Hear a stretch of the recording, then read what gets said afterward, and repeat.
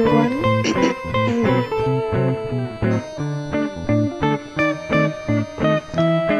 Hello, everyone. My name is Damaris Uzoma. I'm the coordinator of the Anti-Racism and Diversity Intergroup of the European Parliament. And I would like to wish you all a warm welcome to today's event towards zero segregation and education in Europe. I hope everyone can hear me. I would like to thank the organizations who created this event today in joint partnership. CADO, the Center for Advocacy and Human Rights in Romania, Ergo Network, the Fundación Secretariado Gitano, the Amalipe Center for Interethnic Dialogue and Tolerance in Bulgaria, and last but not least, the Council of Europe.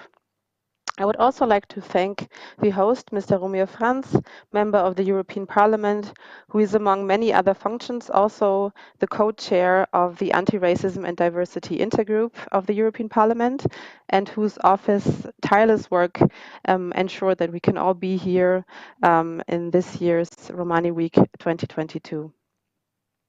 Segregation of Roma students in education is a widely known problem.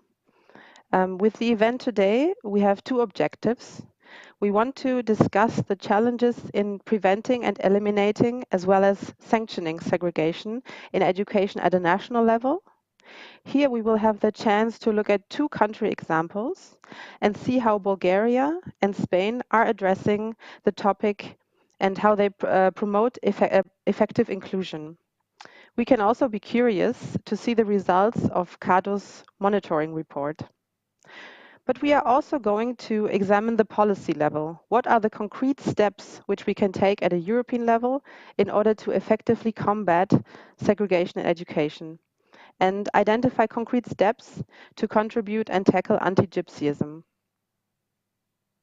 We will look at examples of concrete cooperation between the EU and the national level, such as the In-School project. EU leaders from the beginning had a great interest in the event, and even though some of them cannot be here in person, they would like to pass on their messages through their offices or via video. First of all, Priscilla Mpanu, who will speak on behalf of Ms. Helena Dalli, European Commissioner for Equality. Commissioner Dalli is a strong promoter of the fight against racism and anti-Gypsyism and has provided a space for consultation and input to Roma organizations since she joined the European Commission. Thank you, Priscilla, for bringing us her message. I should also add that CADO will share the conclusions of this event with the Commissioner. Priscilla, the floor is yours. Thank you very much, and I hope you can hear me. Dear honourable members of the European Parliament and dear distinguished guests and participants, I'm very pleased to open the event on behalf of European Commissioner for Equality, Ms. Helena Dalli, who unfortunately could not join us today in person. Today we will be discussing how we can successfully move towards zero segregation in education in Europe. Segregation of Roma pupils continues to be a major challenge that we must address to achieve true equality and inclusion in Europe. Close to half of Roma children in Europe are still attending segregated schools or classes, and in some countries this concerns nearly 2 out of 3 Roma pupils. According to the data collected by the European Agency for Fundamental Rights, the level of segregation has also worsened over the last 5 years. In the EU Anti-Racism Action Plan, we stress the need to provide equal access to education for all children from all ethnic and racial backgrounds. Schools should be a safe haven and should be free from racism and discrimination. They should be places where children can grow to achieve their full potential in a spirit of inclusion, mutual respect, and the acknowledgement of diversity. In stark contrast with these principles, segregated education is notorious for its substandard quality and for producing generation doomed to live an unfulfilled life. Segregation is the ultimate expression of exclusion and rejection, and we must act to put an end to it. As a first contribution to implementing the Anti-Racism Action Plan, we have also adopted the EU Roma Strategic Framework, setting out an ambitious three-pillar approach to foster equality, to promote social inclusion, and to enable active participation. One of the main objectives of the framework is to increase effective access to quality, inclusive mainstream education. We have linked this objective to the headline target of cutting school segregation by at least half, which reflects the minimum progress expected by 2030. And of course, our long-term goal remains to eliminate school segregations totally all over Europe.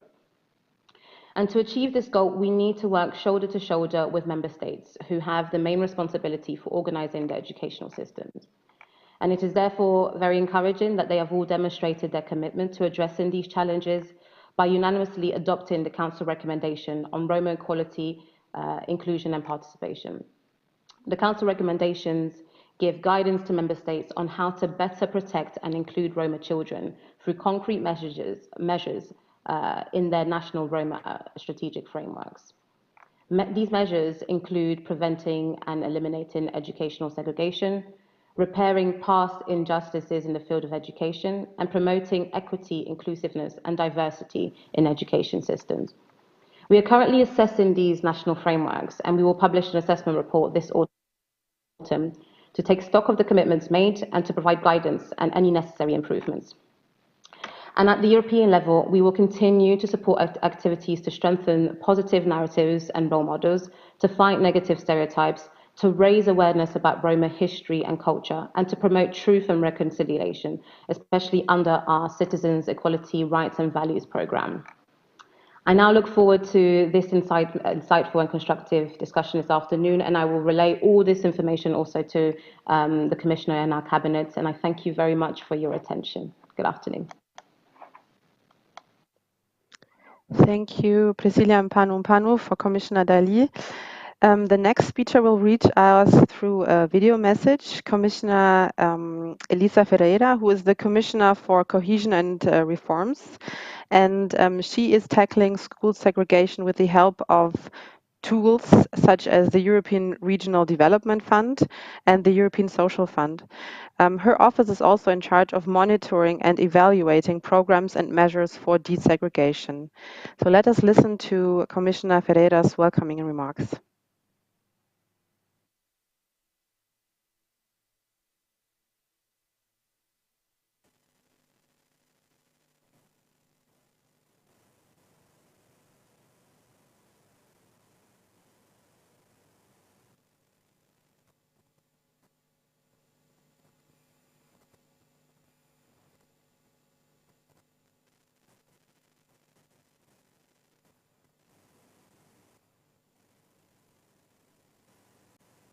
I don't hear a sound. I don't know if I'm the only one.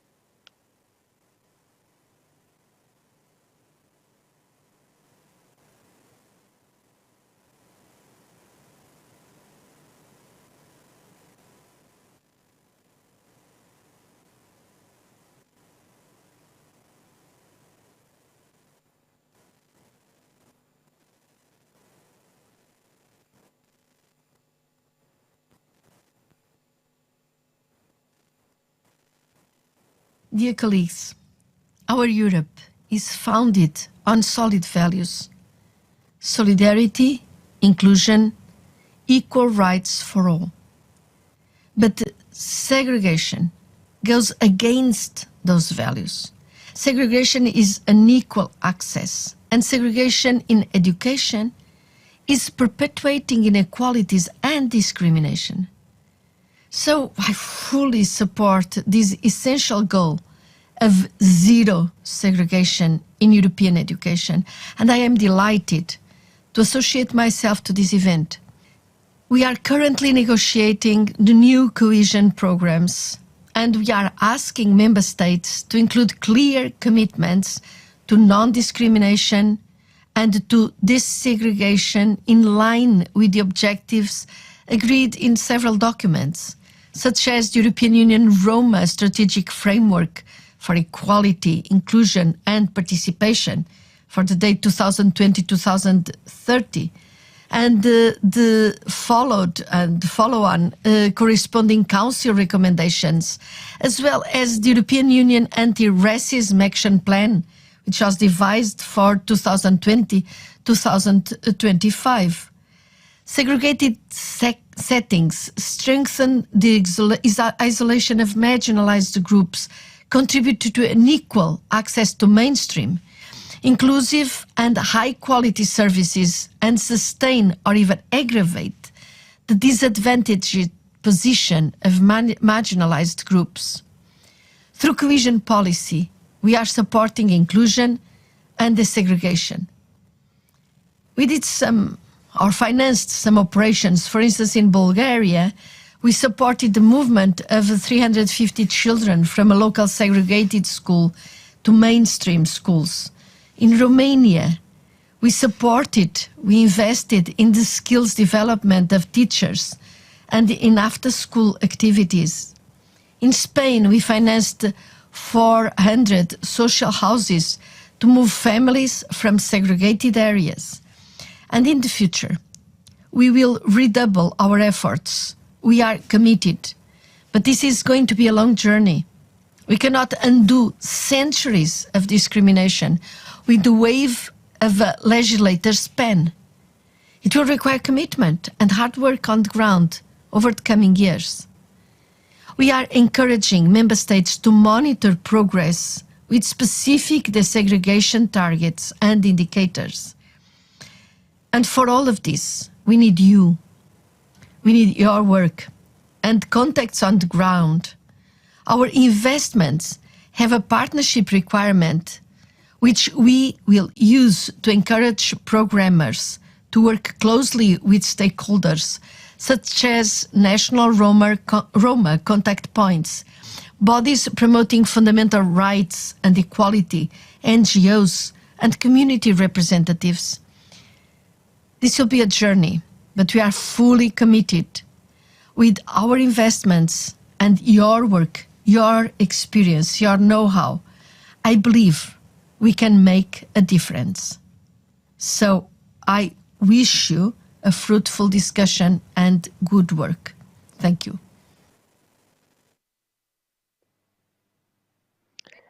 Thank you very much, Commissioner Ferreira. Now, last but not least, we will have Salima Yembu, who is a member of the European Parliament with the Renew Europe group and a member of the Committee on Culture and Education. In this function, she was the rapporteur of the recent report on the role of culture, education, media, and sport in the fight against racism. The report strongly condemns racial and ethnic segregation in all areas of life, but in particular in education, as a barrier to inclusion and as a hindrance for equal opportunities. Here are her welcoming words.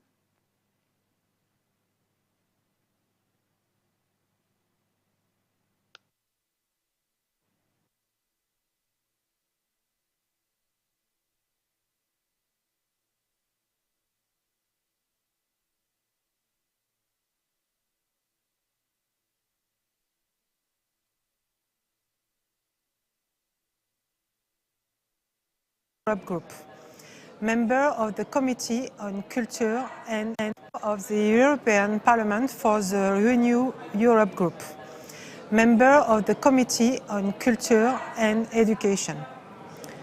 I am honored to open the session of this year's Romani Week dedicated toward zero segregation in education in Europe. For those of you who know my work, you know that for me fighting against racism and discrimination in all of their forms is more than a box to tick. It's the basis of all my work, especially when it comes to education and youth policy.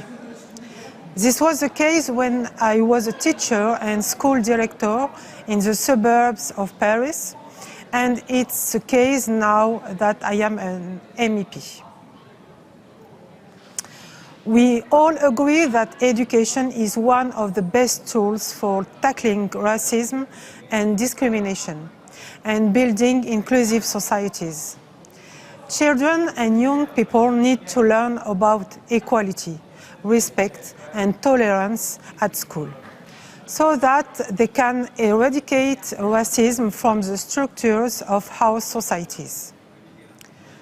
This was the starting point of my report on the role of culture, education, media and sports in the fight against racism, which has been approved by the European Parliament in March. But how can we expect the school to be a properly inclusive environment when we still see in Europe today many examples of racism in schools, including through school segregation? Eliminating school segregation was one of the points that I strongly fought to keep in the report. EU member states need to stop school segregation. Whether it's intentional, as is the case of the Roma, who are often sent to classes for children with special needs, or unintentional as a result of bad urban planning policies for which the children of a given community stay in the school of their neighborhood.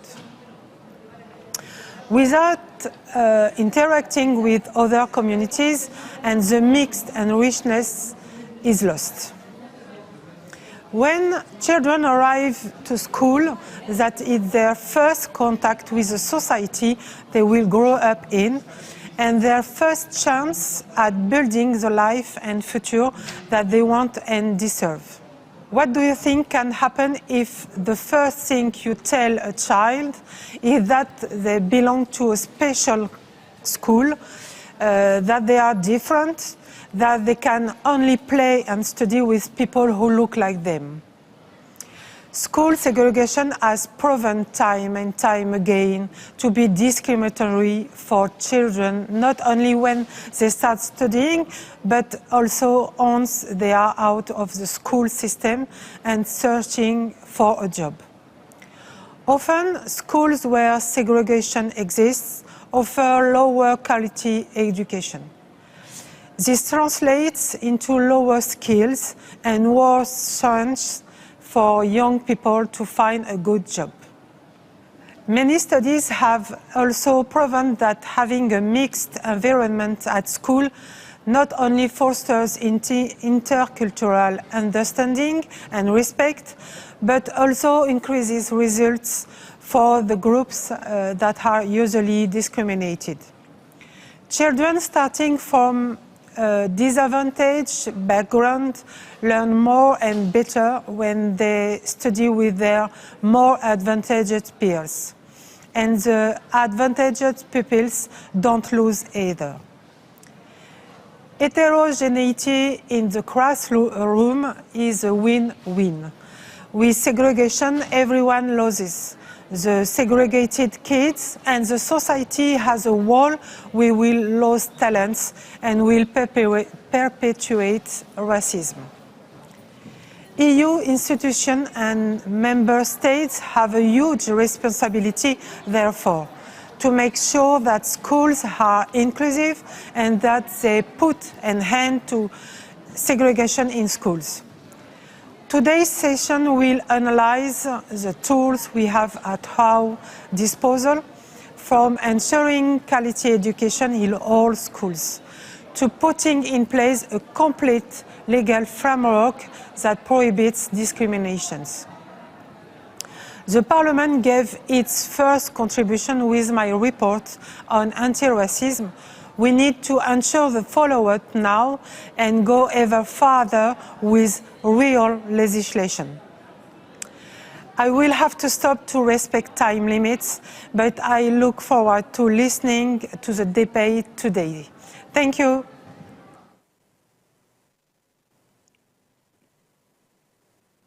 Thank you, MEP Salima Yembu, for this very, very true words. Yeah, so thank you very much for all those messages. Now we will move to our first panel. Challenges in preventing, combating, and sanctioning segregation in education at national and EU level, moderated by Isabella Mihalake, Senior Advocacy Officer at the European Roma Grassroots Organizations Network. Isabella? Thank you very much, Damaris. Thank you for an excellent job. I would also like to take the opportunity to welcome everyone, representatives from the European Union institutions, civil society organizations, Roma. Just a few housekeeping rules just before we start. I wanted to inform you that we have interpretation in Romanes in channel 25. We have our friend and colleague, Visar Kolev. Thank you for the extraordinary work that you do, Visar. And we also have interpretation in English in channel 2. Yes, so at the same time, I would like to ask everyone to respect everyone's time today when having interventions during Q&A. And so every speaker should have due consideration to every person, and obviously we respect everyone's opinions and views. At the same time, I would also like to let you know that for the conclusion part, MEP Romeo France is not able to attend, unfortunately, because he is going to be in the EMPL, in the Employment Committee, to discuss a very important report or resolution on Roma social inclusion. And so therefore, I was asked to do the short conclusions at the very end. Having said that, I would like to proceed with our session. As Damaris has already announced it, our panel is going to discuss the challenges in preventing, combating, and sanctioning segregation education at national and European level. And I would also start, or I'll connect this with the objective of the whole event today, which is really to facilitate discussions both on the challenges in preventing and eliminating and sanctioning segregation in education, but also to try and identify steps both at European level and national level in basically tackling, having a concrete, tangible impact at national level towards achieving zero segregation in education. And if I may, just another rule, if I can ask you to put your phones either on silent or switch them off, just so that we can have a proper conversation. Thank you so much. The first panel of this event will focus more specifically on country examples when it comes to the challenges and structural obstacles in effectively addressing segregation education at national level. As such, the panel would try to introduce also results of important monitoring work on segregation that has been done in Romania by the CADO Association, and you will hear from the director of CADO more about this work.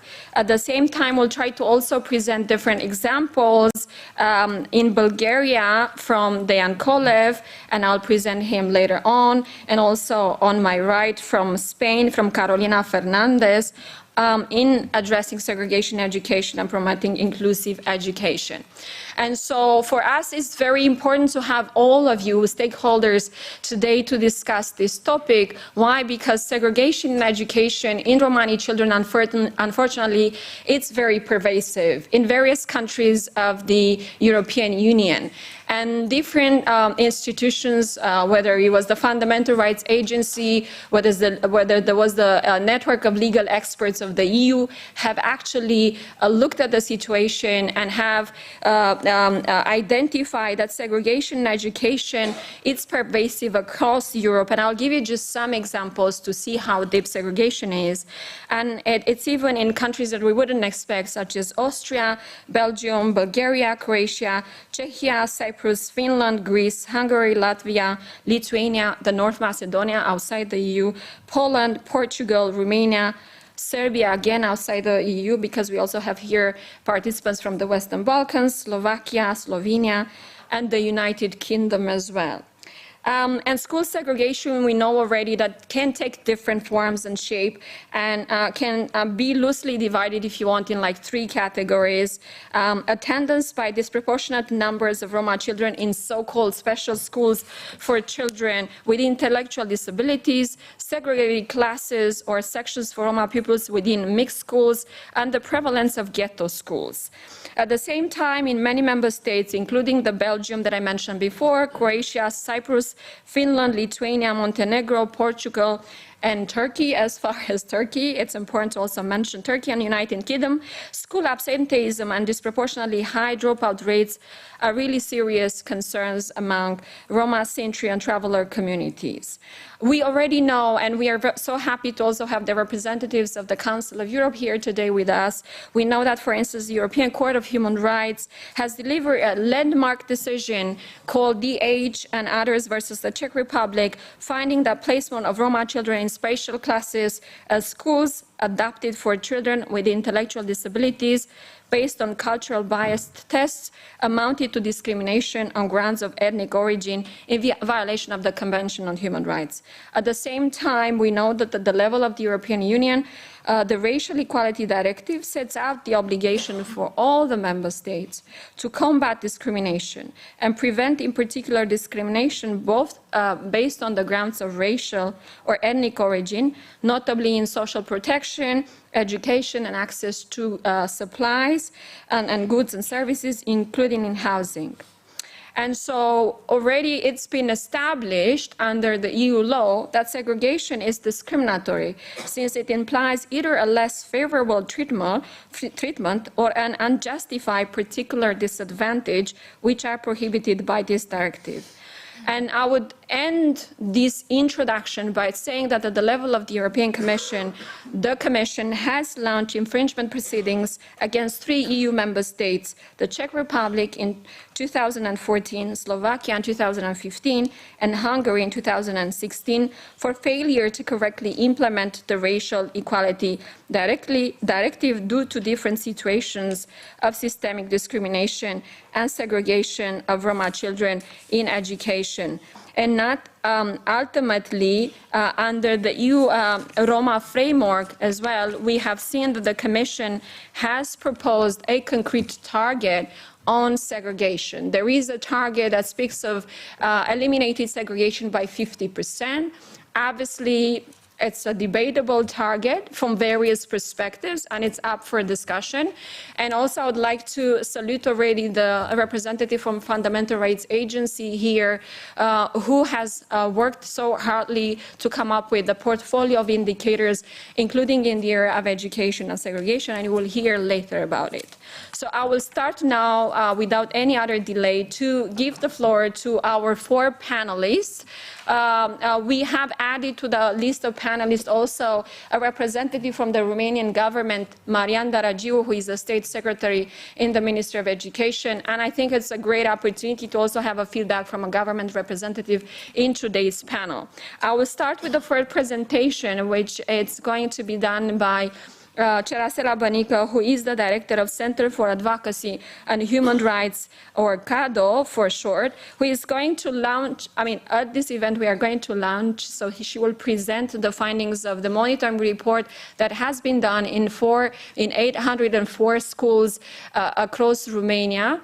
And I would also like to salute the colleagues and her team that is present here today, and to thank them very much for the important work that they have been doing at national level. We will start with a short video, if I can ask you to play, and then with the intervention. Thank you.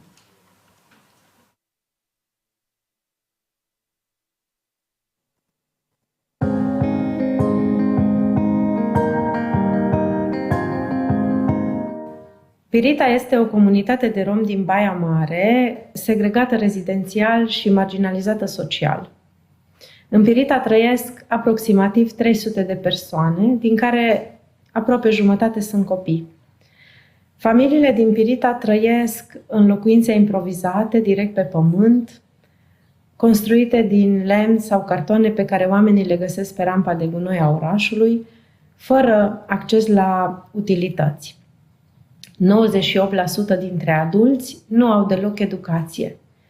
Viața împirită înseamnă de cele mai multe ori nesiguranță, foame, noroi, șobolani, violență domestică și mai presus de orice, lipsă totală de viitor. Din toate aceste motive, să fii copil în Pirita înseamnă să nu prea ai copilărie. Cea mai importantă șansă pentru acești copii ar trebui să fie participarea la educație, însă lucrurile nu stau deloc simplu. Până în 2016, copiii din Pirita nu au avut deloc acces la educație. Abia după implicarea mai multor ONG-uri și multă presiune asupra autorităților locale, azi merg 85 de copii la grădiniță și școală. 57 de copii din aceștia sunt segregați. Copiii din Pirita nu pot să-și aleagă școala la care vor să meargă pentru că părinții lor nu au o adresă în buletin, iar asta face ca ei să fie repartizați aleatoriu abia în etapa a treia de înscriere, când cel mai probabil vor fi puși alături de alți copii romi sau se va forma o nouă clasă segregată. Sărăcia, condițiile inumane de trai, segregarea școlară fac ca acești copii să aibă un decalaj de dezvoltare de cel puțin 2 ani față de alți copii de vârsta lor și în privința achizițiilor școlare.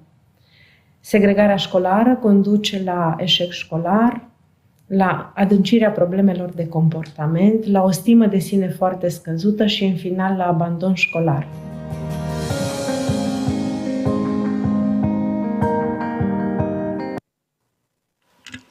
Cerasela will have a PowerPoint presentation, so if we can have it also. You have the floor, Cerasela. Thank you very much. I started my presentation with this video message because always when we are talking about present numbers, we forget sometimes that behind the numbers are children, are people, are humans.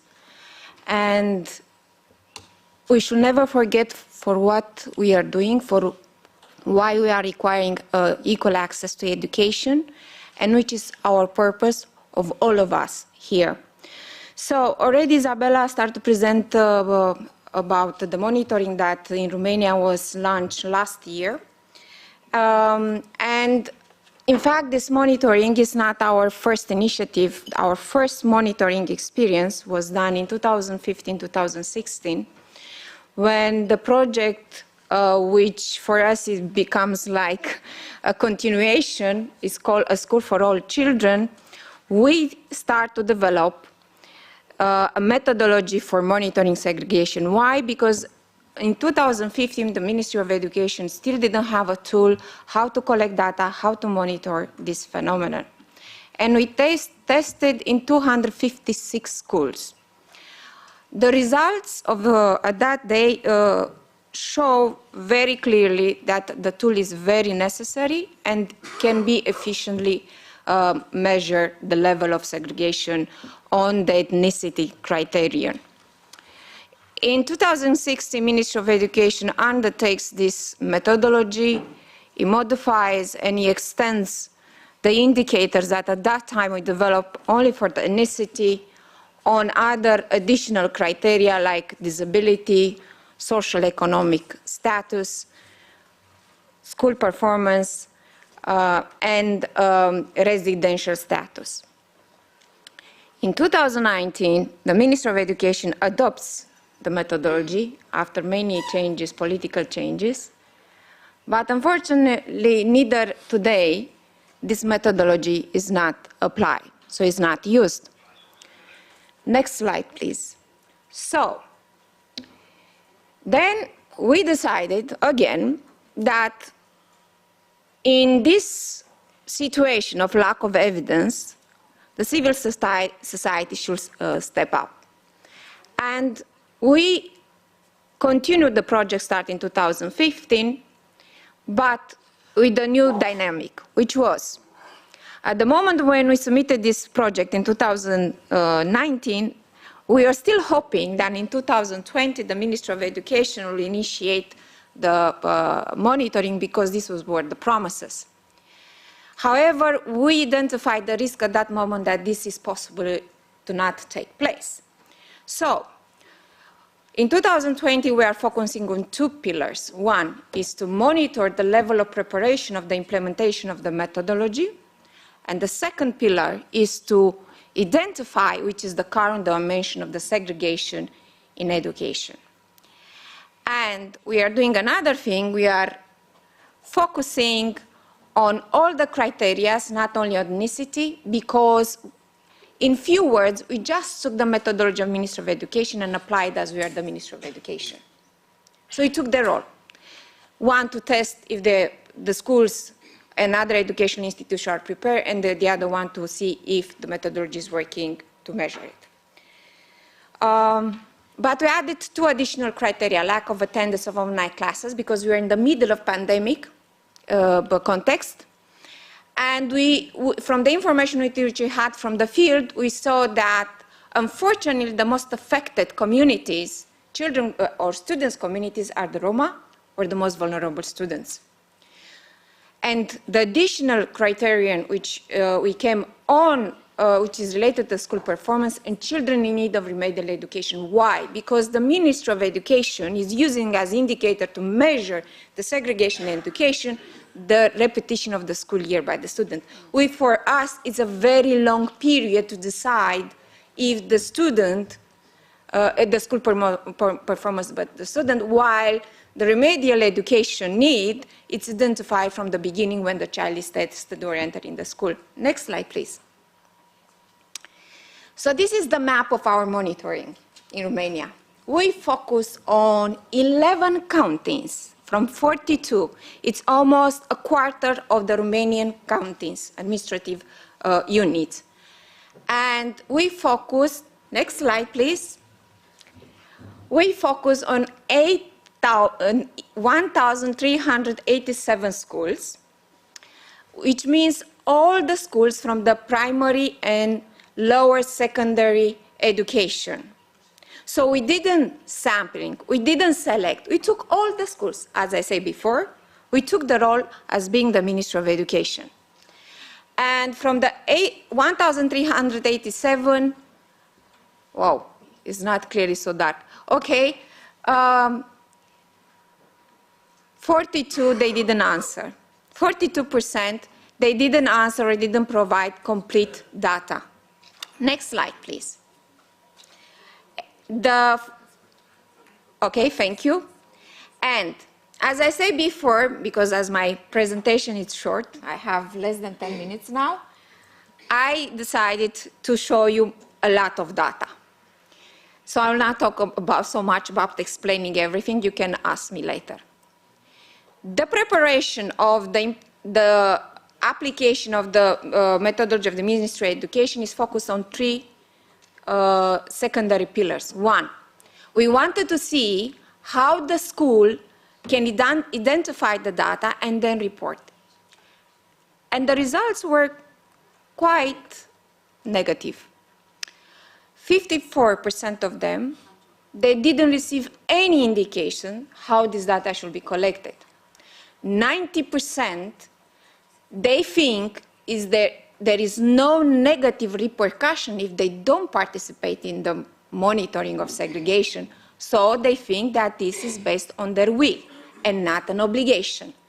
56%, they do not have a specific internal procedure how to monitor segregation. It's mainly based how to collect the data.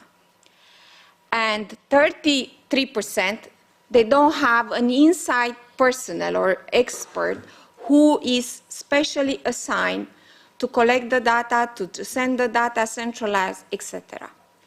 And you know what is interesting, this, even if it's a small percentage, because the schools are providing almost early, even more often, data in a dedicated educational system. And if they don't have this, it means neither the current data, they have questions regarding the accuracy. Next slide. The secondary pillars is that we wanted to see if they have the capacity in the schools to monitor. And what we identify is that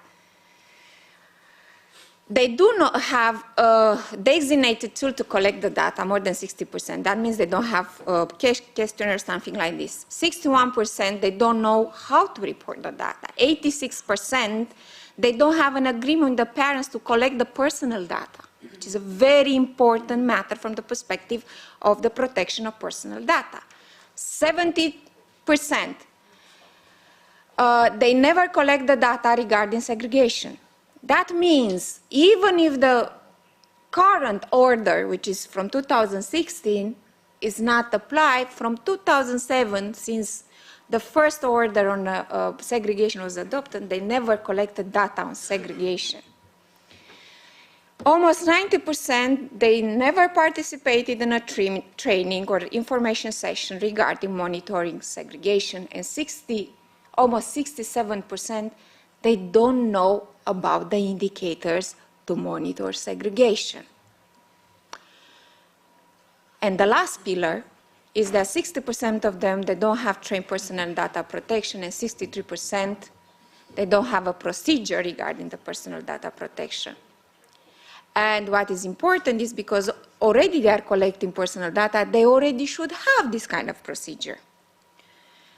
Next slide, please. And now I'm going on, I think, what almost everyone wants to know, but I apologize. I didn't know that the colors on the big screen cannot be and the numbers cannot see, so no problem, I'll read it. Yes, I have good eyes and good ears. Okay, so among the old five criterion, the highest is, again, ethnicity. So we measure the dimension of segregation on all the types of segregation, residential segregation, buildings per class, and the last seats in the class. However, what I will present today, it's only on buildings and classrooms. On buildings, it's 27.5% on ethnicity. On classroom, it's 66.5%. On disability, it's per buildings only 1%. On classroom, it's 8%. But I will explain why. Because most of disabled children are not studying in the mainstream schools. They study in the special schools. We apply this methodology only to the mainstream schools. Then, on parents' educational level, maximum 8th grade. On buildings, 20%. On classroom, 44%. On beneficiaries as scholarship, social scholarship, which is all of this what I'm saying now, they are indicators to measure segregation, approved by the Ministry of Education, is on classrooms, 28%, on buildings, 9%. On school performance, which is repetition of the school year, is 18%. This shows us that the next data, why it was important to add it. On the new criterion which we just proposed, which is lack of participation of the minimum 80% of the online schools, is 31%, which is higher than repetition. And the one on the need of remedial education is 43%. That shows very clearly that the new indicators which you are proposing, in fact, are measuring much earlier the segregation than the repetition. Next slide, please. And this is the map of the segregated schools. This can be accessed online. It can be accessed on our website, which is www.cado.org.ro, but I will put it at the end. And here you can access this. You can enter on each school and identify the type of segregation based on the colors. You'll see at one point it's a rainbow. I apologize for LGBT, I know it's their colors, but they use the rainbow for this time to show intersectional segregation. Next slide, please. And I'm coming to the end. Here, it shows that the biggest problem, because we talk about Roma, is that most of the schools, they didn't provide data on the Roma ethnicity. And what we did, We also identify all the rural localities which they have minimum population, which is 2% according to the Romanian census. And then we try to identify if the schools from that localities, they declare the data on the Romanicity. And we identify that almost 39% of them, they didn't provide this data. Next slide. And from the almost 68% who provide the data, is still a problem of 32 because they provided data lower than the threshold mentioned in the census. So again, we have an issue regarding the Romanicity. The next slide, and the last one. This is about the intersectionality of the segregation. From the 378 schools, which they have minimum one education cycle, the minimum 2 classrooms, it shows that 47% of the schools, they have minimum 2 forms of segregation. And the one who are, let's say, the highest one is always Roma ethnicity connected with, in connection with the social economic status. I finished my data. Thank you very much for your attention. I just want to say, and at one point someone asked me, do you have recommendation at this point regarding the Romanian government? And I say, I only have one. And please forgive my correct... Lack of correctness? No, my direct speech. I think the Ministry of Education in Romania should stop delaying the process of collecting data, but what is important, they should start already to desegregate the schools because there are generations of children which are sacrificed in the name of lack of political will and lack of political action. And that means higher dropout, higher rate of literacy, and what is more important is that we, Romanians, will be 10 times more poor in the future. So thank you very much for your attention, and if you have questions, I'll be ready to answer to them in the session regarding questions and answers. Thank you very much.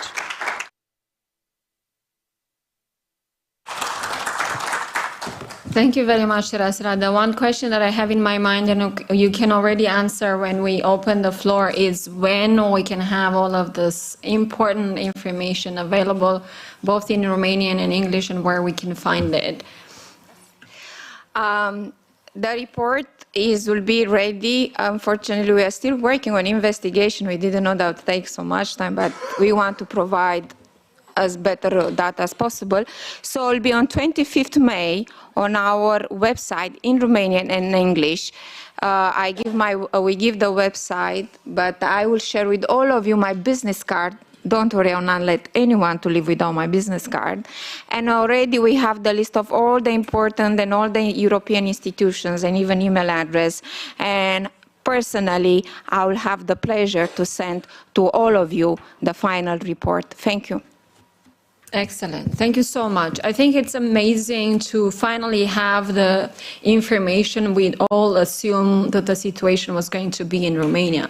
So finally we have the proof that segregation is live and kicking and that it affects so many children. I have to now move on to the next speaker, Mrs. Carolina Fernandez. She is the Deputy Executive Director of Advocacy within the Fundación Secretariato Gitano, so many know it as FSG.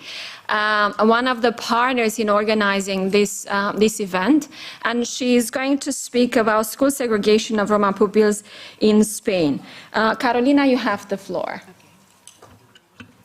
Thank you very much. Thank you for the invitation and congratulations to the organizers. I have a PowerPoint presentation. Yes? No?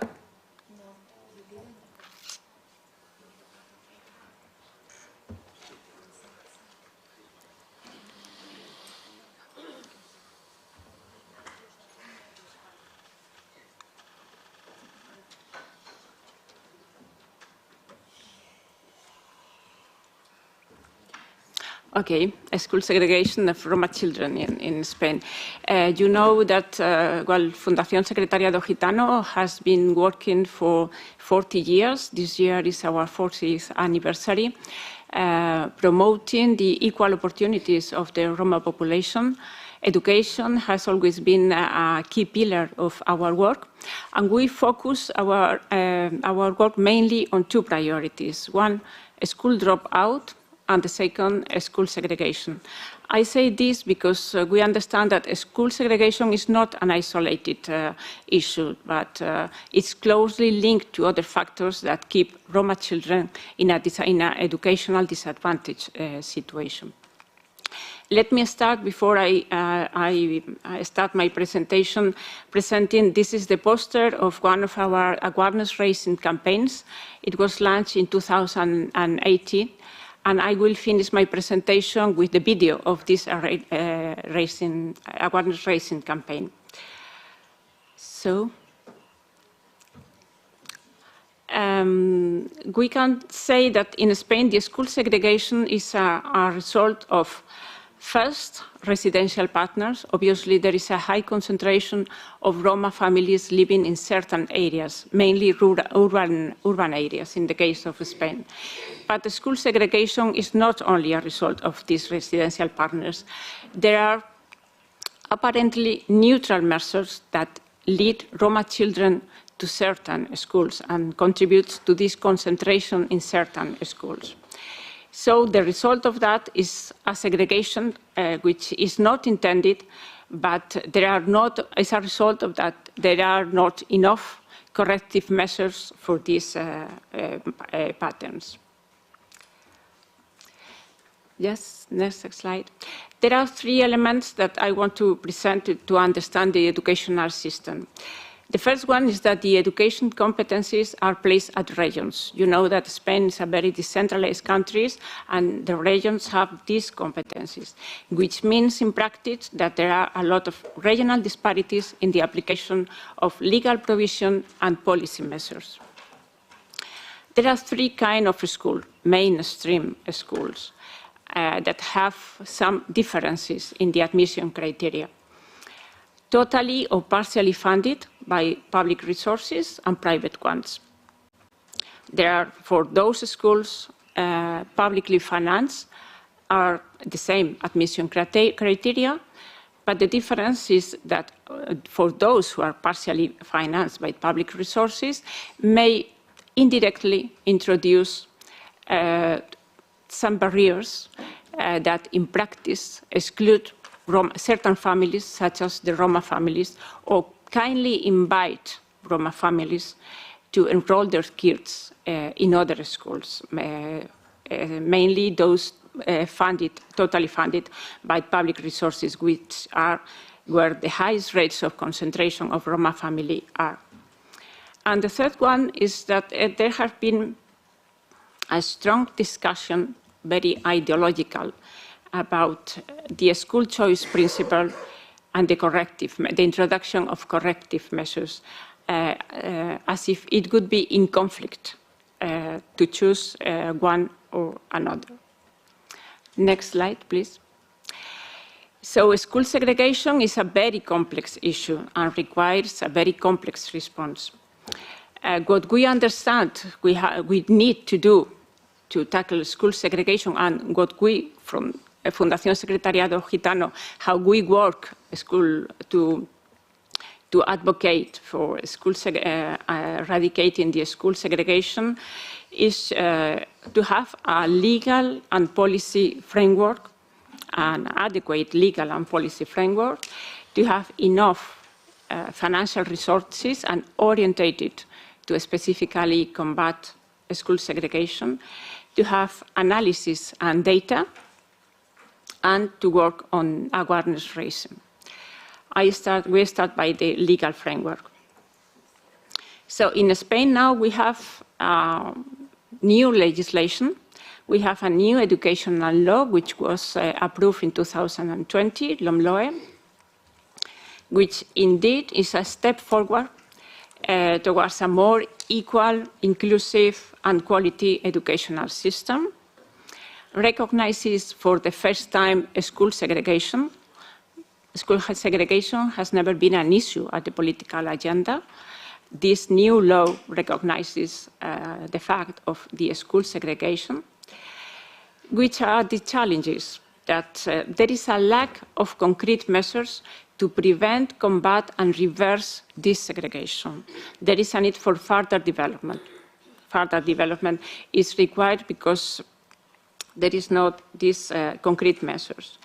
And which means also that this part of the application at the end and in practice will be again inter-regions. And then we have, again, an equal application of the legal provisions. And on the second hand, we have the anti-discrimination legislation. Fortunately, we are in the process of having a comprehensive equal treatment and anti-discrimination law, which is now under parliamentary process. It's finishing, and fortunately this year will be approved. This is very good news. School segregation is recognized as a form of discrimination, indeed, in a proactive approach. So what the law says at this stage, because it is still under parliamentary process, but at this stage, as far as we know, the school segregation is recognized and calls public administrations to take measures in case of school segregations through direct or indirect mechanisms. So this is very good news. The challenge is that there are no sanctions foreseen. This has a, let's say, proactive approach. As regards the policy framework, we have been strongly advocating for a plan, because we have this legal framework, but we need more operational steps. This plan for inclusive education is already intended by the government, so there is a political commitment. The intention of the objective is to develop this legal framework, provide guidelines to regions on how to in the end of a more inclusive education, establish objectives, goals, timetable, budget, and so on. Indeed, it is already committed and it is already budgeted for this year. So this is a firm commitment. The challenge is still pending, so it's not yet approved. And on the other side, we do not know to what extent school segregation, the role of the school segregation. So the plan is intended to promote inclusive education, but we do not know if school segregation will be a priority of this plan. Hopefully, it will be. Next slide, please. Financial resources. We have, as I said before, there is budget, national, regional resources. We have next generation funds. We have ESF plus funds. Child guarantee, we do not yet know, but as far as we know, the Spanish government has submitted the national plan for the child guarantee, and school segregation is within this draft. We hope that at the end it covers all the objectives, indicators, and so on, and has also resources to invest. Which is the challenge? We have a huge, really huge investment on education, inclusive, equal, and quality education, but not specifically addressed with objectives and indicators to prevent, combat, and reverse school segregations. So most probably all this investment in education will contribute to prevent, combat, and reverse school segregation, but there is not this focus on school segregation, and there is no, until now, this indicator, which we understand that are essential for put in practice. Next slide. Analysis and data. This is essential especially for public policy design. There is a big challenge, so there is a lack of analysis and data, especially of Roma school segregation. There have been some analysis and data about other kinds of school segregation, especially based on the socioeconomic situation, taking into account income of the families. But there is a lack of information about Roma school segregation. Again, in this context of a step forward in this sense of more inclusive educational system. On behalf of the Ministry of Education, we have been, during the last year, we have been making a pilot study on school segregation, specifically on Roma children. So we have now the preliminary results, not yet published. This is a sample, also, as you mentioned in Romania, this is a questionnaire to schools.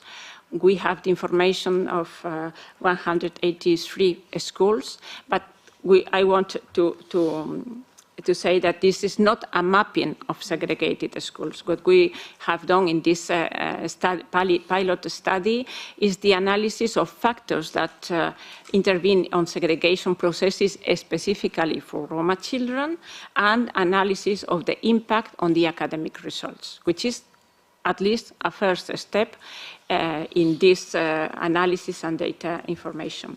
We are partners also of the European No Segregation Project, financed by the European Commission, which has already helped us to get more information and try to advocate with public bodies on school segregation. And finally, the awareness. Because this is a main challenge, at least in our country. There is a lack of visibility, there is a lack of awareness about school segregation, all kinds of school segregation. This is like a normal, it is considered as a normal process, which is not. So there is this lack of awareness about the reality, and especially about the impact, the negative impact of school segregation on children.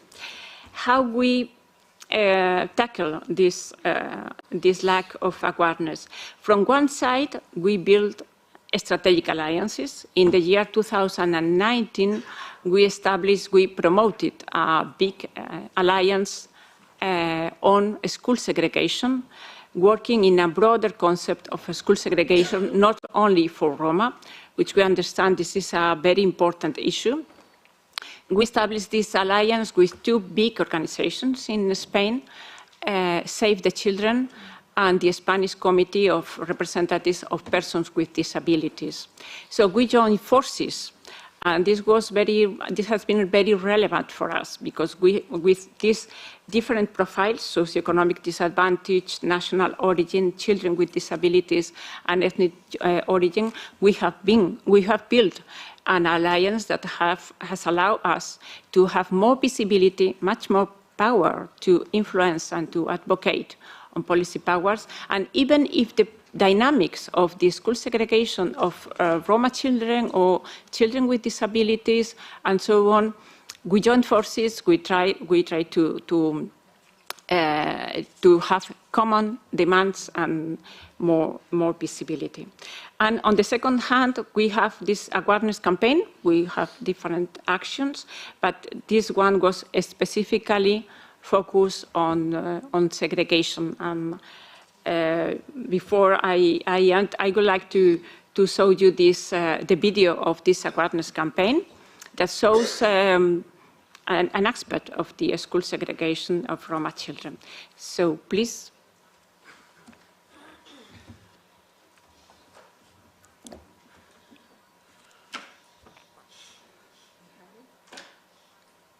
¿No quiere ir a la escuela? No, no, no.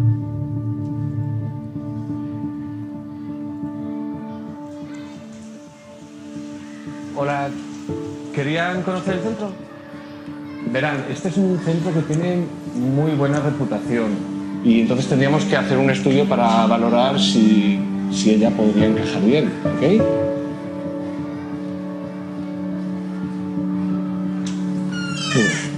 Hola Miriam, un segundito, ¿vale? Tenemos talleres de escritura y todo esto en bilingüe, ¿eh?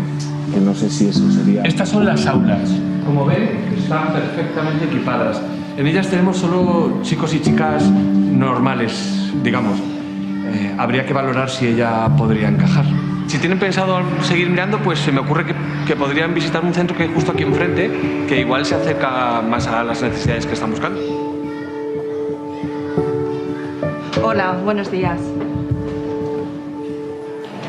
Chicas, no corráis. Enseguida va a hacer amigos. La mayoría son de vuestro entorno.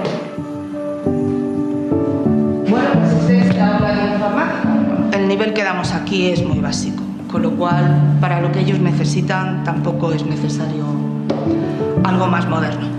Porque al final lo normal es que dejen los estudios para hacer otras cosas, ¿no? Gracias por haber venido. Y bueno, qué bonita. ¿Te gusta tu nuevo cole? No, no, no, no, no. Porque quiero las mismas oportunidades. Porque no quiero que me traten diferente. Porque no quiero que me discriminen. Porque no soy un alumno de segunda. Porque quiero tener amigos gitanos y payos. Porque no quiero una escuela aparte. No quiero ir a la escuela segregada. En todas las ciudades españolas hay colegios segregados. Agrupar a niñas y niños gitanos en clases o centros separados del resto perpetúa la discriminación y la desigualdad.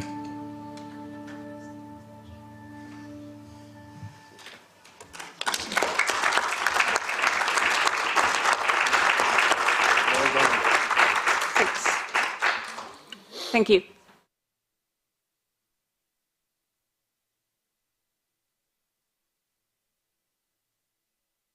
Sorry. Yes, thank you so much, Carolina, for this excellent presentation and also for this very moving video. And I have to say that your intervention has very well summarized the key elements of what we are discussing in this panel when it comes to the challenges that we are facing. At the level of the legal framework, many of the countries do not have a definition of segregation within the anti-discrimination legislation. So it's amazing to see that Spain is making steps in that way. That at policy level, again, there might be some progress, so hopefully keep us informed. The financial part, it's an important part that we need to consider. The data, and again, it's so important to see that actually the government has commissioned a civil society organization to do the report for them. I think that that's, again, an amazing step, and also the awareness part. And so thank you so much, and I'll just move now to the next speaker, who is Dejan Kolev. Dejan is, on my left, is the director of the Amalipe organization in Bulgaria, and he's going to also follow up on everything that has been said through his intervention on segregation maps and some models for overcoming school segregation in Bulgaria, because they have worked on this subject for so many years and they have amazing results as well. So Dejan, you have the floor. Thank you, Isabella. My name is Dejan Kolev. I'm chairman of Amalipe. Our organization works in the field of education 20 years. This year we have 20 years from our establishment. And in the field of education, we work now with almost 300 schools all over Bulgaria. We work for three main priorities. One is reducing the dropout rate in early school living, because it is important, all Roma children, to finish not only primary, but also secondary education. Second one is desegregation, because it is important Roma children to be, not only to be in school, but to be in ethnically mixed school, to be in school with good quality that provide for them good chances for life. And third, also for us very important, is introducing intercultural education in order to keep the ethnic identity of Roma children and to form tolerance among all the children, because it is important, our children, not only to finish and to have diploma, to be educated, but also to preserve their ethnic identity. Now I will present experience from in Bulgaria of no segregation project. Thank you, Carolina, that you mentioned it. We implemented it together with Fundación Secretariado Gitano in Spain. In Bulgaria, we during the first year, we prepared school segregation maps. We did a survey that covered all districts, all areas of Bulgaria, and almost all schools and kindergartens. So only few schools were not included in the survey. It is based on the information about the educational status and the employment of families that is collected by Ministry of Education and Science. So, Ministry of Education collects information. It is not ethnic information. It is about the educational status of parents in all the schools and kindergartens. And it is obligatory for them to provide this information. So only few of them didn't provide the information. After this, Ministry of Education provided this information to us, and we proceeded the information within the project.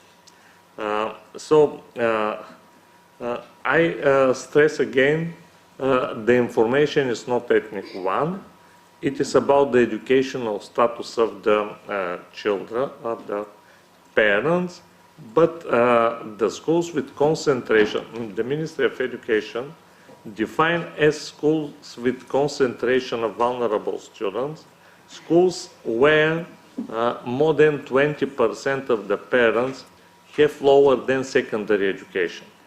And we did, after this, we did expert interviews and conversations with principals and teachers, and we found that in almost all of the cases, schools with concentration of vulnerable groups coincide with schools with concentration of Roma children or Turkish children.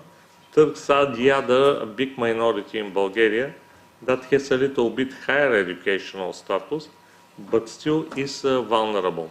Next slide, please. Yeah. As I mentioned, the information is provided about the educational status of the parents, and the schools with more than 20% parents without secondary education are considered as schools with vulnerable students. They are divided into 5 categories. The first 2 categories we could define as the ethnic composition in these 2 schools as ethnically mixed in most of the cases, but they're on the menace of desegregation because there is the process of so-called white flight. When Roma children exceed 20%, Bulgarian parents start to remove their children from the school, and in 3, 4, 5 years, these schools are becoming Roma schools, although they are situated in Bulgarian neighborhoods. So the first 2 categories are schools in a menace of segregation or in process of secondary segregation. The other 3 categories are fully segregated schools. Next slide, please. 3 basic theoretical assumptions. First, regarding Roma children, educational and ethnic segregation coincide in almost all of the cases. Second, we define as segregated schools and kindergartens, schools and kindergartens that are with concentration of vulnerable groups and that are situated in settlements where we can find another schools and kindergartens where the educational status of parents is completely different. So we have in Bulgaria around 1/3 of the schools are situated in rural areas. The majority of them are visited predominantly by Roma and by Turkish children, just because Bulgarian population is urbanized. And in these villages, Bulgarians are only very old people. We don't consider these rural schools, these village schools, as segregated, and there are a lot of other models that could be applied for raising the quality in these schools. But at the same time, we have a lot of segregated schools in the towns and cities where you can find a lot of schools. So you can find very often in proximity of half a kilometer schools with Roma children and another school with only Bulgarian children. Next slide, please. You can find here a table of the schools and the VET gymnasiums that are professional gymnasiums and how many of them are with concentration of vulnerable students and how many of them we can define as segregated. So you can see that almost half of the schools in Bulgaria are with concentration of vulnerable students. Out of them, you can find that we have a big number of village schools, but at the same time we can find 185 city or town schools that we can define as segregated, because in this place you can find many other schools. 63 schools are in process of segregation and 120 are completely or almost fully segregated schools. Regarding the VET gymnasiums, the professional schools, the situation is a little bit better, because not half of them, 1/3 of them are with concentration of vulnerable students. That are 150 professional schools. Out of them, 73 are in process of segregation and 77 are segregated professional schools. Just a small remark, 20 years ago when we started working in education, the percentage of Roma who continued to study in secondary education was very, very low.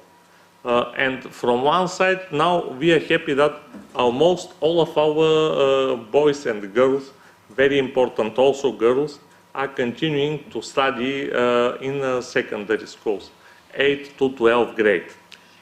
The bad side of the process is that the majority of them study in professional schools that are becoming more and more segregated. Next slide, please. So, possibilities for desegregation process. Thank you. You can see, no, I am okay, thank you.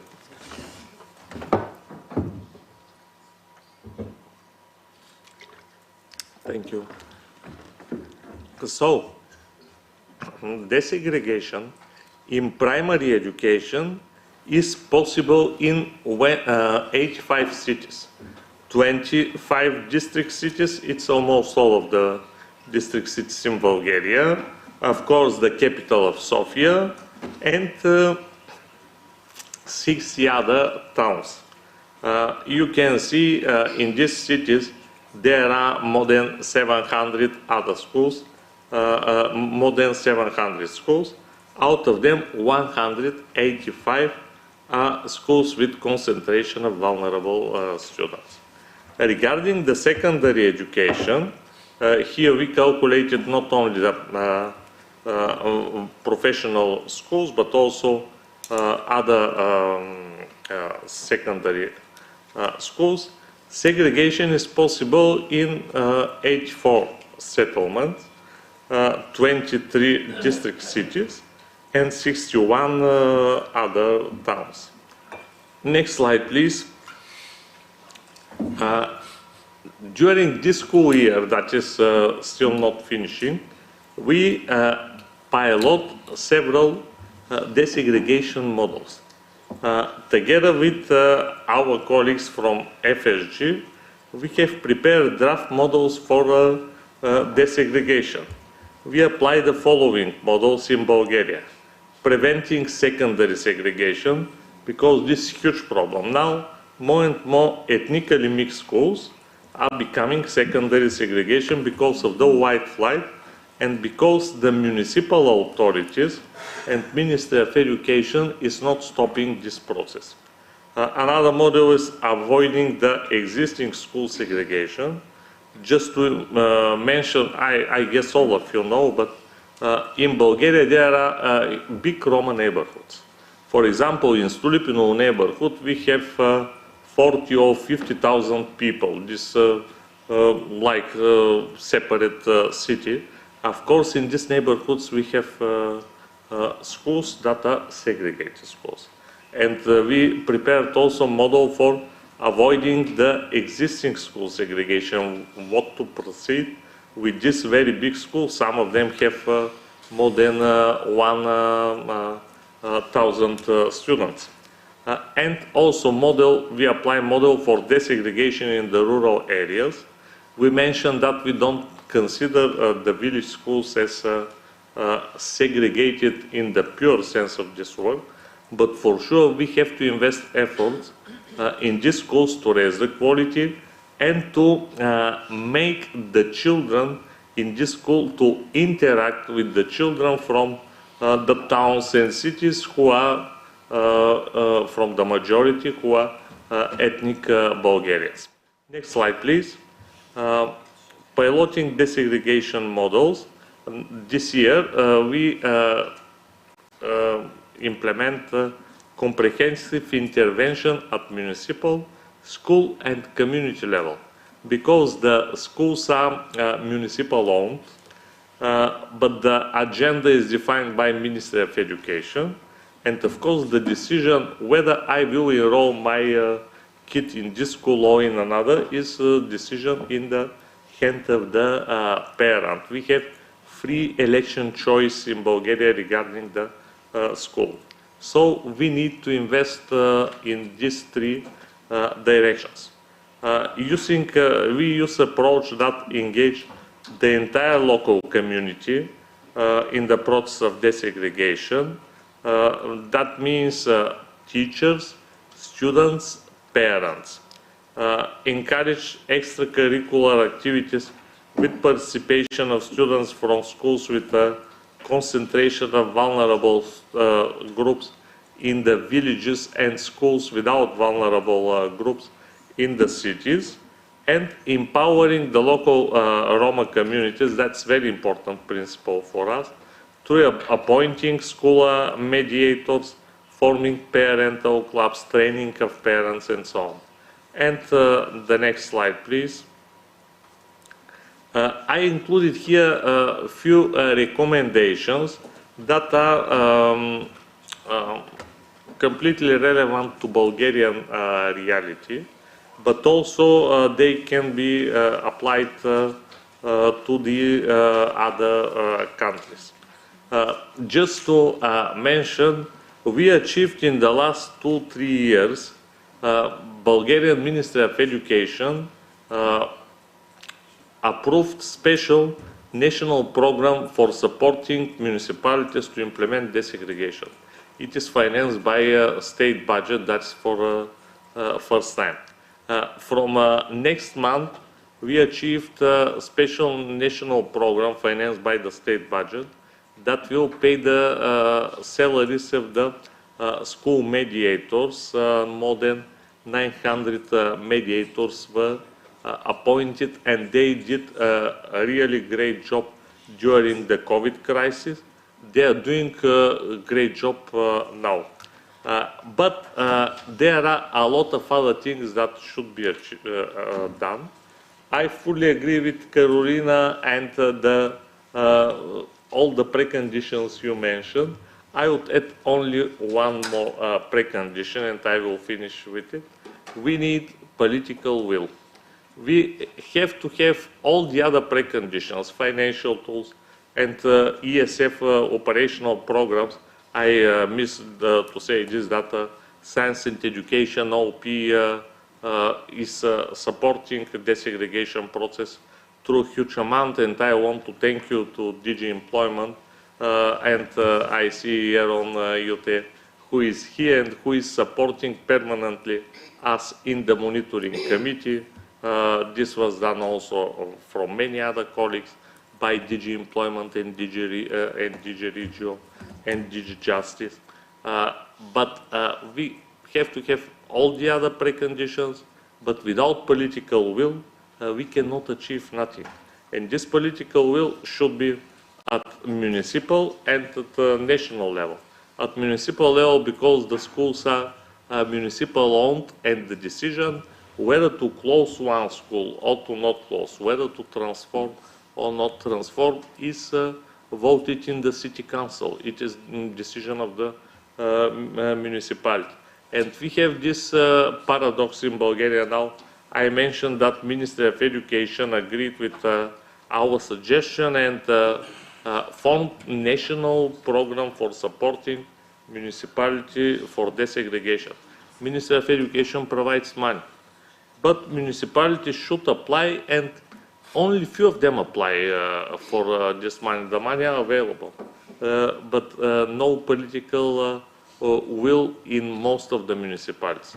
So I think together we have to work for making stronger awareness among all the people from Roma community and from the majority, and from convincing the political factors at local, at national level, and of course at the European level, where the thing I think is better in order to support desegregation. Thank you very much.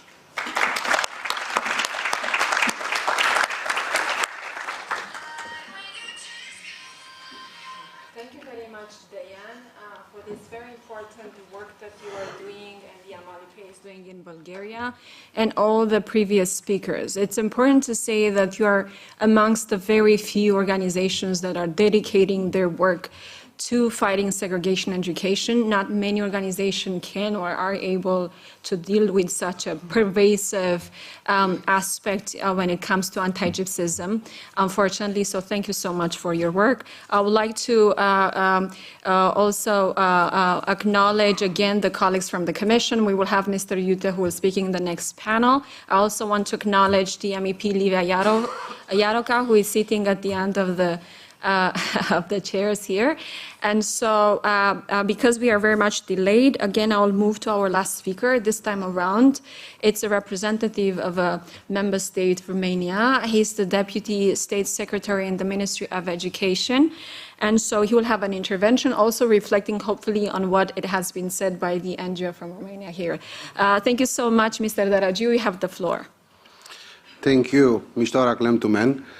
I would like firstly to kindly draw your attention to a very short movie, and then we will come back to discuss.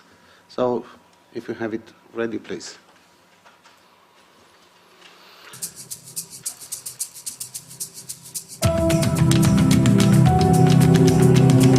This is Stelian and Danisa.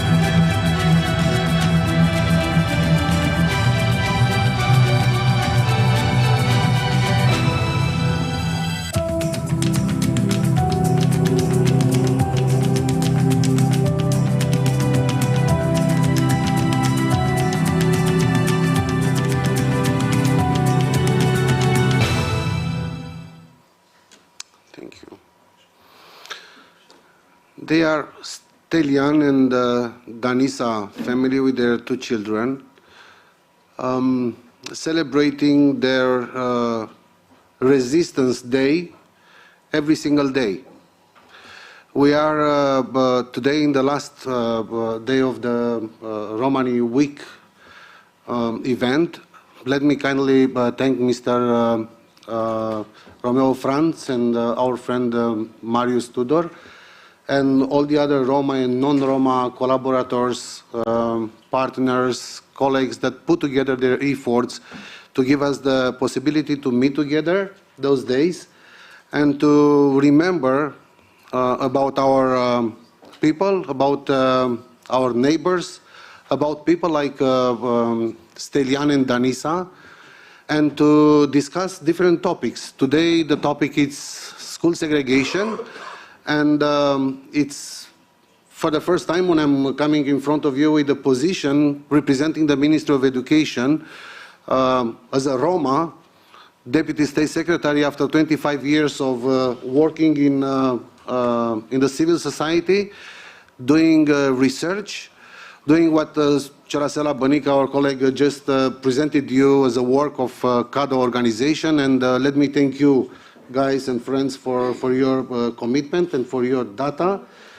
All those data are needed for the decision makers, and indeed, it gives us, the one that are interested in the phenomenon of segregation, food for thought, gives us the information and the numbers to be able to create, to adapt, and to act as responsible representatives and institutions which are knowing and being aware of the results, of the impact, of what it means to be and to learn into a segregated school.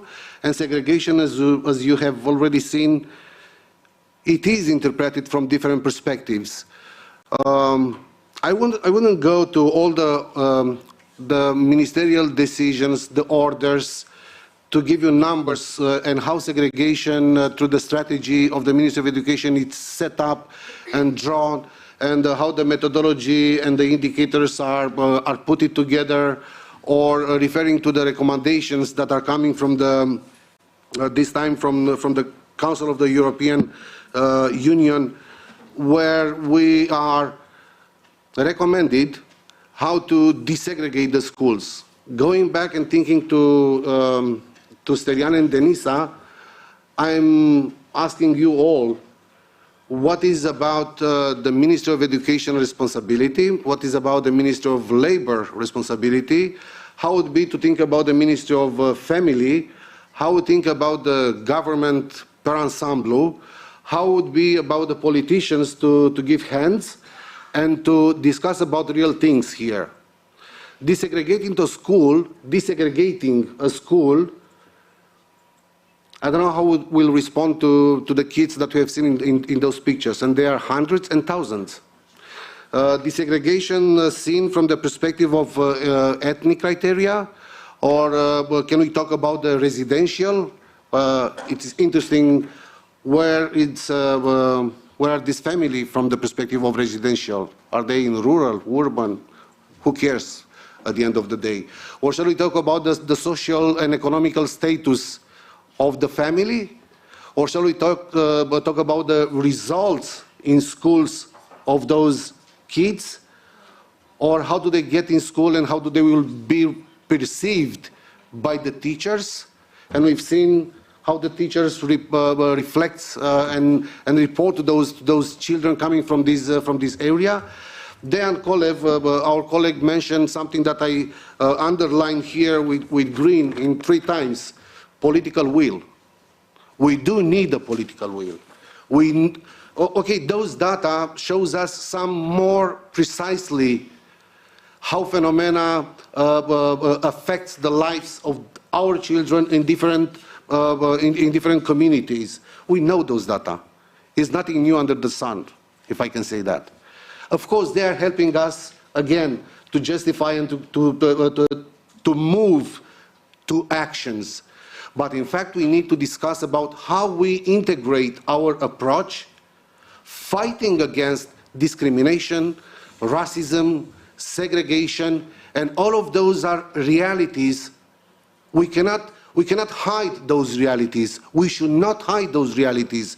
We are coming with those realities. We lived with them as Roma. We've been in those schools. We are, at the end of the day, the product, the result of those schools.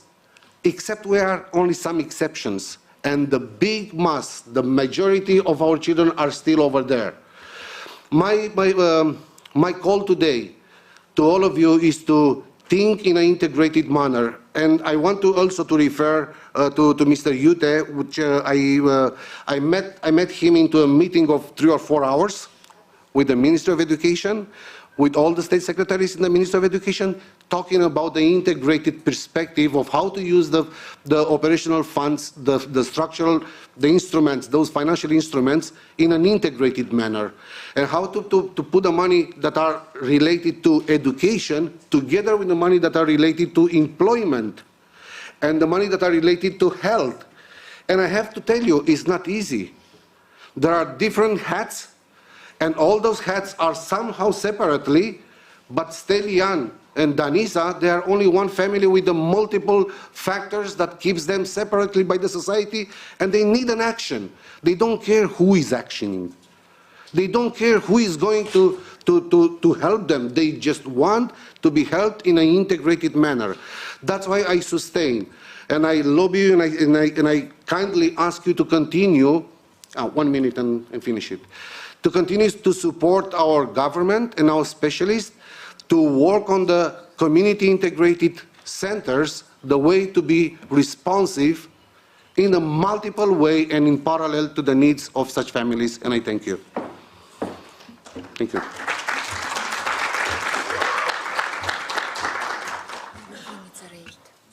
Thank you very much. Thank you very much for this intervention. We have one more change to the agenda because of time constraints.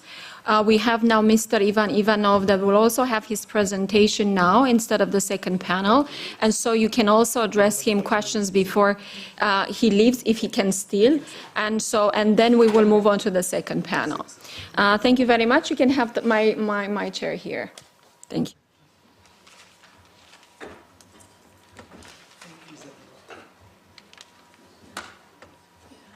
Thank you, Isabella. Thank you, colleagues, for your understanding. I really apologize, but the fault is not mine. The travel agency changed my flight in the very last moment, and it's really not the most pleasant one. I will try to be quick and to have more time to discuss at least a few moments. When preparing for this session, I was thinking what to talk about, because show some slides is interesting, but maybe not the most important thing, because the topic is the challenge of segregated education and what can we do for more effective advocacy. And I think there are two elements in this, two pillars. One is, it was mentioned several times, to have the data, the evidence, and the second element is to have the human face, the stories behind the figures, because anonymized figures don't speak much, but when you relate both, it does. And Fundamental Rights Agency is in the business of data and evidence, and I hope the civil society, other actors can complement this pillar with the stories. Next slide, please. What do we do? I think we can even skip this slide because I will summarize it very quickly. What we are trying to do is support the member states and the European Commission in the area of data. So we collect data for populating the indicators which would allow monitoring progress, which hopefully will be there. And moreover, with the new EU Roma framework for equality, inclusion and participation, we have targets. And targets means indicators which are populated with data. Where do we want to be in the year 25, 26, 2030?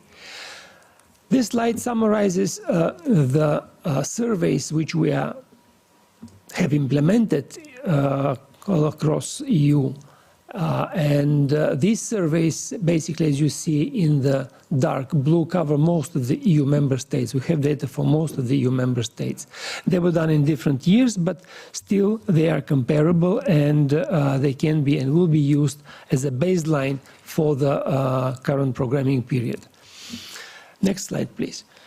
Apart from the data itself, I think it's important to have the ownership.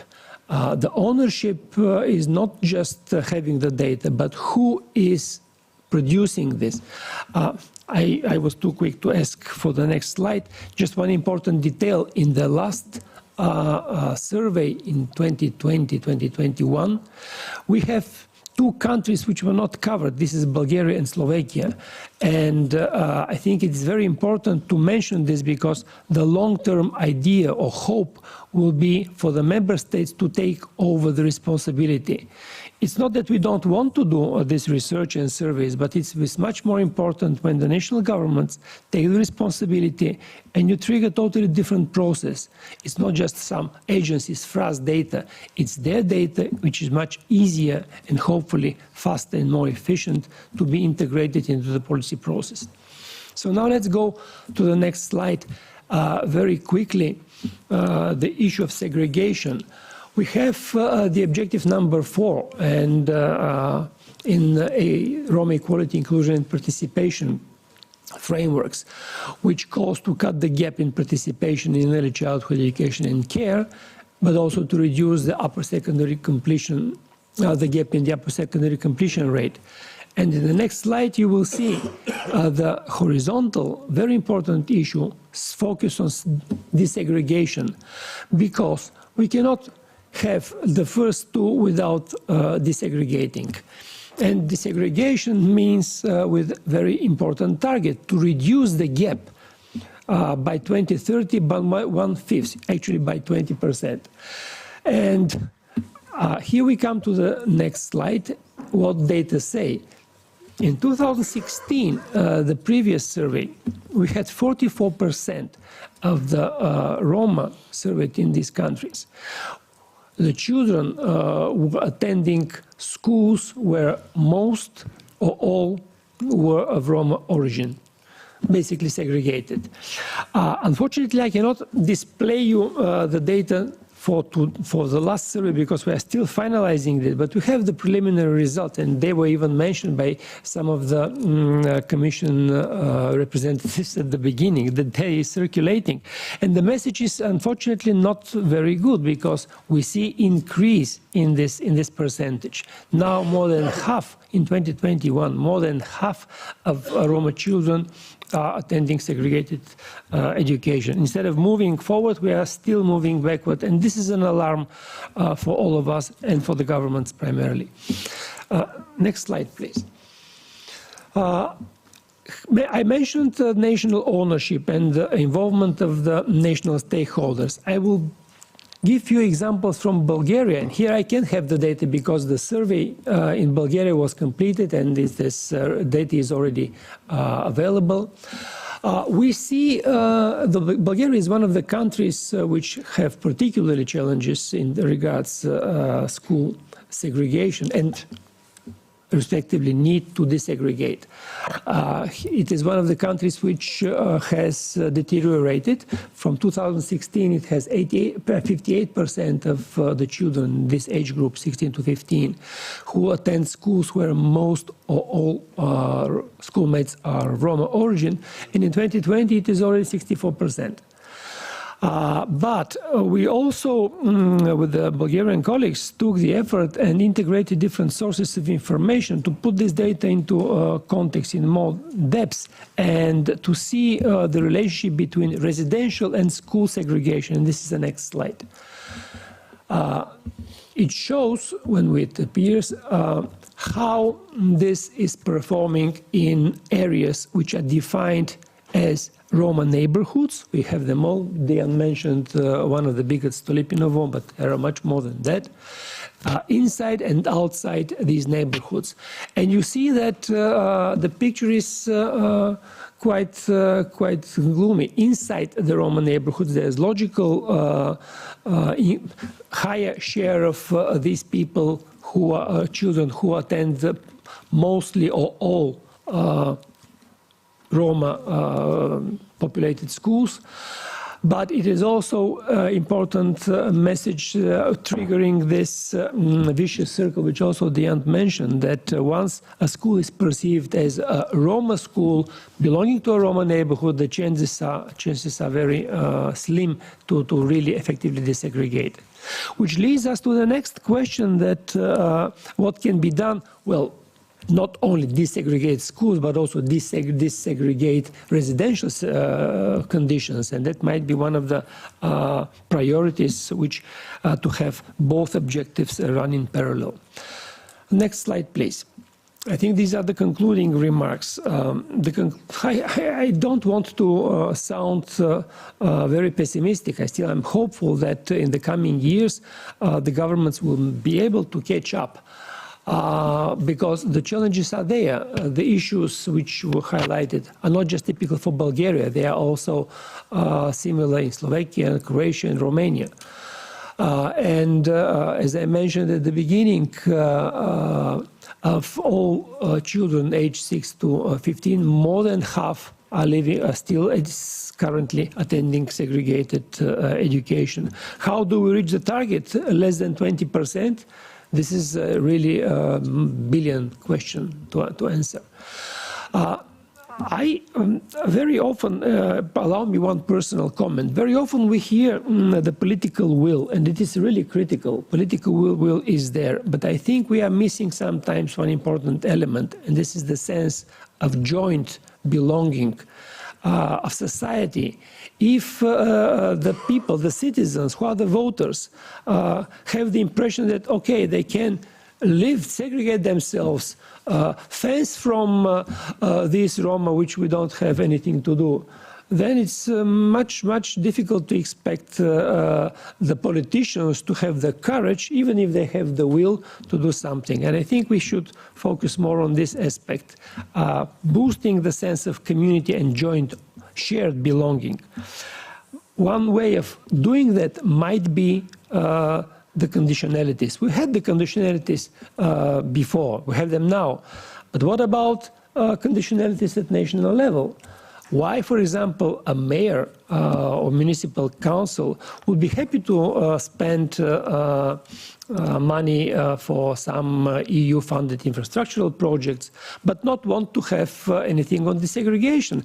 Why don't we combine and put the conditions? Yes, you can have access to EU funds, but solve your problems in parallel, which you have, and we know where are these problems. We have the data, we have the maps, we have all the characteristics and the variables which are necessary to be used. So I think closing the political will is important, but I think the most important would be to have the political will to implement conditionalities, bringing together desegregation and other regional and local development EU-funded initiatives.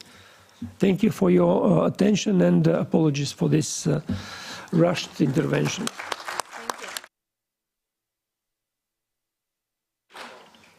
Thank you very much, Ivan. And I really take the last sentence of what you said as the key element of what we need to focus on moving forward at national level, on being able to create these conditionalities on funding also for municipalities. In the interest of time, I have had some discussions with the next panel moderators, so we will have 10 minutes for discussions. And I don't know if you can still take one question, and then I think you may have to leave. I have already someone that has signed up to intervene.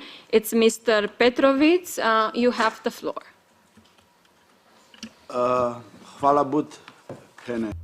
And thank you very much. I will speak in Romanes.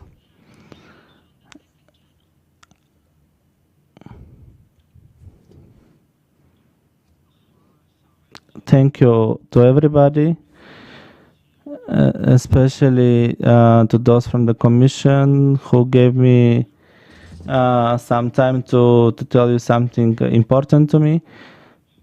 I want to ask you something, but after this, after this, I don't wanna read anything because everything what I wanted to say was confirmed to me.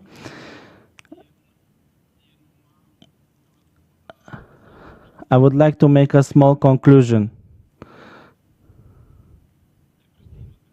First of all, to represent myself, I'm engineer Ivica Petrovic, doctor of economic sciences from Austria.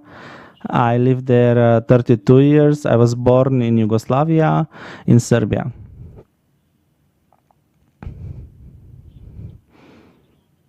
It's a small introduction. I'm a politician. I have 25 years in politics, and I have a big function in a political party in ex-Yugoslavia. It is a fact that EU does a lot, works a lot for Roma to live better and to educate themselves. In these 4 days, I saw a lot what projects are done for the Roma, and this is very nice, and it is very good presented as well. Thank you to all of you who presented. It is a fact that these countries where Roma live in, there is a big pressure of work for Roma to live well and to educate themselves. It is a fact that there are many organizations that want to help Roma with projects and to work on Romani education, and they are fighting against anti-Gypsyism and discrimination. For the Roma, in the last 3-4 days, we saw that for the Roma are being built houses, blocks. In many schools there are Romani assistants. There are schools in Europe where Romani language is being taught. There are many projects in Montenegro, in Bosnia, which we saw yesterday, and that Romani students are being funded in Serbia, in Spain.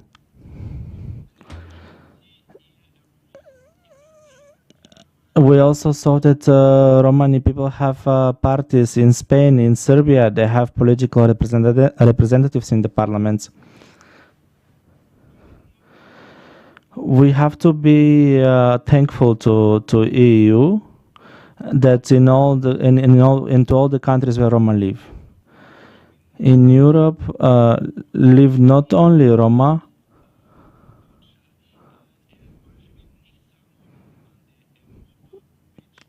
Roma live not only Europe but in all the world, and this is very important. That what I'm saying now, that Roma don't live only in Europe but in all the world, and we are 80 million people Roma all over the world.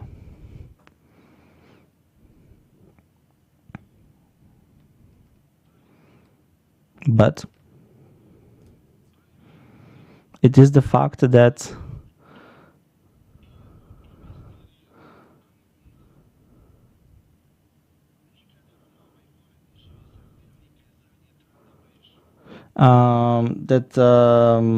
whatever Europe invested in Roma in the last 30 years, it is not enough. There is so many Roma without work. Roma live by the dump waste, by the containers. I saw pictures. I started crying.